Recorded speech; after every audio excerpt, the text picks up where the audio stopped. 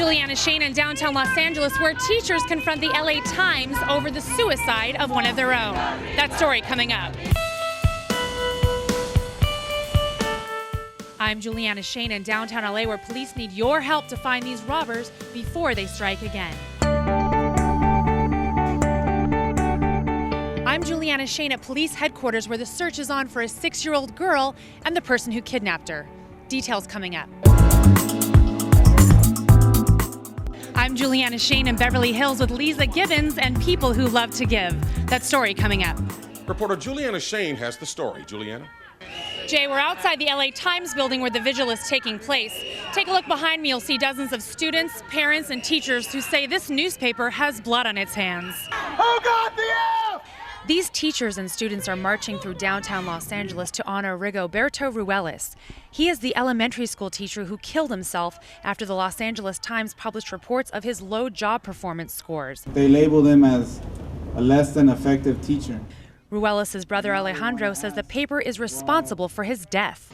Well, as far as they have the blood in their hands, I do ask myself, if they wouldn't have put the name of, they wouldn't have done that, you know, will I still have my brother here?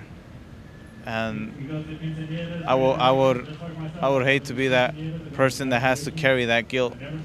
That reporter, the LA Times themselves. What do we want? Justice! The march turned into an emotional vigil outside the LA Times headquarters. Demonstrators confronted employees with signs and chants demanding an apology from the paper. Teacher Kazi Nashiapan says the paper's decision to publish job performance scores was irresponsible.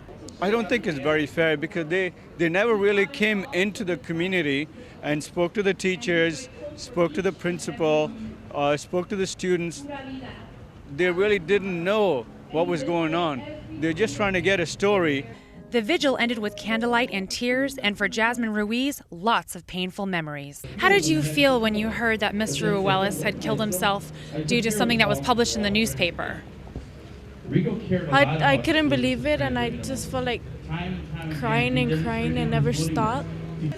The LA Times will not comment on the vigil, but in a statement released this afternoon, editors say they regret Mr. Ruelas' death, but stand by their report. From downtown LA, Juliana Shain, News 25 LA. Jay, back to you. Okay, thanks, Juliana.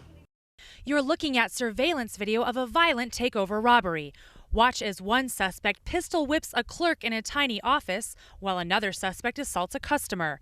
It happened at California Liquidators Warehouse, where Bobby Rahan buys merchandise for his business. Oh, it's horrible because these people here are really honest people. They work hard, and it's just horrible. The assault happened Friday on the 600 block of Santa Fe in downtown LA. The suspects made off with more than $6,000 in cash and merchandise. LAPD Lieutenant Paul Vernon says the surveillance video will be crucial in their search for the crooks. We put out this video whenever we get good video because it just opens up the chances of solving the crime, and that's what we want to do. So we'd like anyone to look at this, they recognize them, to please give us a call. The suspects drove off in a white or silver Toyota Camry seen here. Fortunately, no one was seriously hurt. You know, I hope they catch whoever did this, and mainly it's just a horrible thing, and it's sad to see it. Police say they've already gotten lots of leads in this case and are confident they'll find their suspects. When they do, the 3 men face charges of grand theft and aggravated assault. From downtown Los Angeles, Juliana Shain, News 25 LA.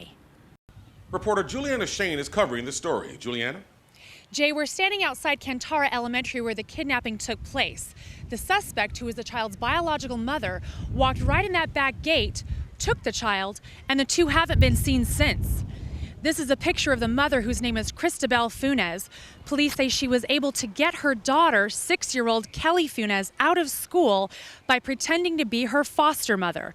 Funes lost custody of her daughter a few months ago because of abuse allegations. Police say they are desperate to find Funes. Anytime you're dealing with a child, the level of urgency is always high. There are some circumstances with the mom. The fact that Kelly is with a foster parent really makes this a sense of there's a reason why she's there. So there is a sense of high urgency.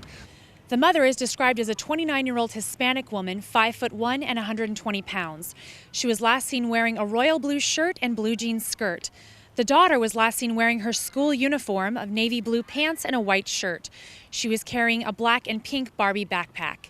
If you have any information, call the LAPD at 818-374-7611. In Reseda, I'm Juliana Shain, News 25 LA. Jay, back to you. Okay, thanks, Juliana. Developer Rick Caruso is worth millions of dollars, but he also gives millions of dollars to charity. That's why he's receiving the Philanthropist of the Year award from the Association of Fundraising Professionals. Caruso calls it one of his highest honors. The main thing today, to me, what hits me is the heroes that are on the ground, that are actually doing the work. So we're big believers in giving our time and our talent and treasures back to the community. That's the way we were raised, and we feel strongly about it. Caruso received the award at the association's luncheon and awards ceremony. He helped raise millions for Para Los Niños, a school for kids on Skid Row. It's all part of the National Philanthropy Day 25th anniversary, which was created by Doug Freeman. I've known Rick for a long time. He's been a generous and continuing supporter of this city. So nobody I know deserves this more than Rick does. More than 1,000 people came out for the ceremony, and for most of the people here, giving is what they love to do. There's something special about being here today. Among them, journalist and author Lisa Gibbons, who served as special guest host. I think we all live in the hope space. We really want to focus on hearing the music of tomorrow, but being able to dance to it today. And that's what charitable giving is about. That's what philanthropy is about. Can you talk about the importance of giving in itself? The importance of giving?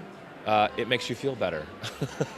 You always, is there altruism? I don't know. But when you give a little bit of something of yourself, whether it's time, treasure, or talent, you make the world a better place and you make your life richer.